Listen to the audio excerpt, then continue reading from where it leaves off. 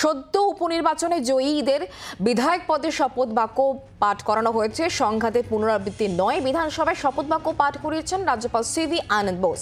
শপথে গড়হাজির থাকলেও বিজেপির পরিষদীয় দল। উপনির্বাচনে 6 জন জয়ী প্রার্থীকে আজকে শপথ বাক্য পাঠ করানো হয়। শপথ গ্রহণ করেছেন তারা, শপথ বাক্য পাঠ করিয়েছেন রাজ্যপাল। আমরা কথা বলবো প্রবীর চক্রবর্তী এই মুহূর্তে আমাদের সঙ্গে রয়েছেন, প্রতিনিধি টেলিফোন লাইনে। প্রবীর, এর আগের দুবার যেভাবে একটা রাজ্যপাল এবং রাজ্যের মধ্যে টানাপোড়েন তৈরি হয়েছিল শপথ বাক্য পাঠ করানো নিয়ে, এবার আর সেই জায়গা তৈরি হলো না। তাহলে কি বলা যেতে পারে রাজ্য এবং রাজ্যপালের মধ্যে যে টানাপোড়েন ছিল সেটার ইতি? দেখো, ইতি বা আগামী দিনে চলবে সেটা কিন্তু আগামী দিনই বলবে।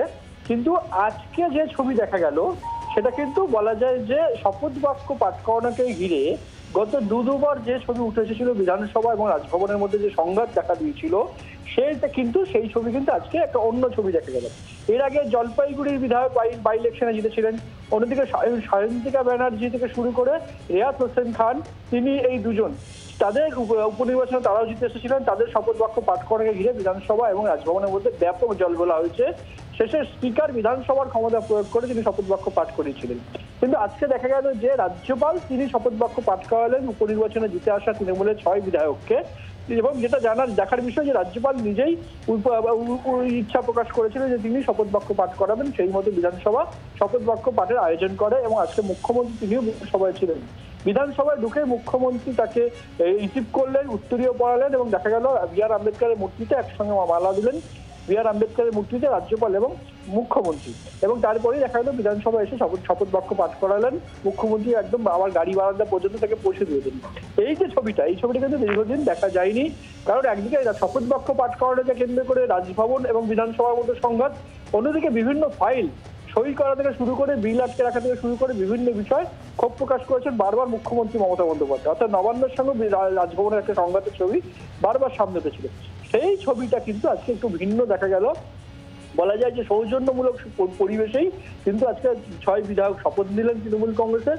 রাজ্যপাল শপথ বাক্য পাঠ করালেন, মুখ্যমন্ত্রী উপস্থিত ছিলেন।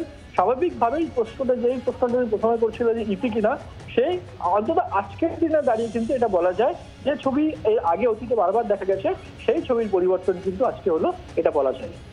প্রবীর, ধন্যবাদ আমাদের সঙ্গে টেলিফোন লাইনে থাকার জন্য। আজকে শপথ বাক্য পাঠ করেছেন রাজ্যপাল সিভি আনন্দ বোস। আর এদিকে শপথ গ্রহণ যে অনুষ্ঠান, সেই অনুষ্ঠান বয়কট করা হয়েছে বিজেপি পরিষদীয় দলের তরফ থেকে। বিজেপি নেতা বিজেপি বিধায়ক শঙ্কর ঘোষ কি বলেছেন শোনাবো।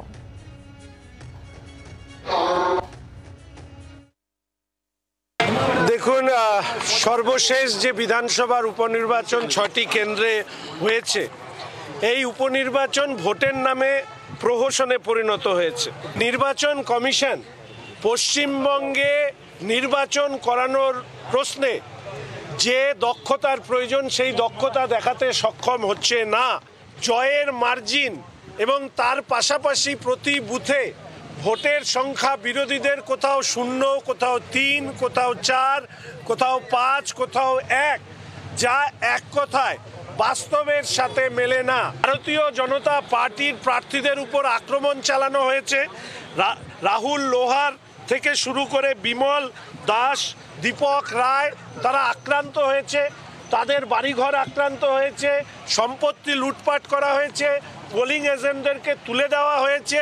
শপথ গ্রহণ অনুষ্ঠানে উপস্থিত না থেকে এই বার্তা পশ্চিমবঙ্গের মানুষের কাছে পৌঁছে দিতে চাই যে ভোটের নামে এই প্রহসনের বিরুদ্ধে ভারতীয় জনতা পার্টি এবং পরিষদীয় দল একত্রে তারা তাদের যে লড়াই, তাদের বক্তব্য, সেটা মানুষের কাছে ধারাবাহিকভাবে নিয়ে যাবে।